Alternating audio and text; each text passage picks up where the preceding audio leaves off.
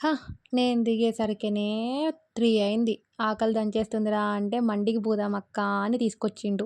గిక్కడ నేనేమో స్కూల్ పుస్తకాలే తెరవను, కాలేజీ పుస్తకాలే తెరవను గానీ, మండిలో ఇక్కడ మెనూ ఉందని తెగ తిప్పేస్తున్నాను. ఒక్కొక్క రేటు అద్దిరిపోయింది. మా తమ్ముడేమో ఇంక నీ వల్ల కాదు గానీ సెలెక్ట్ చేయడం, బిర్యానీ ఆర్డర్ ఇస్తున్నా అని ఇచ్చేసిండు. అదొచ్చేసింది ఆల్రెడీ.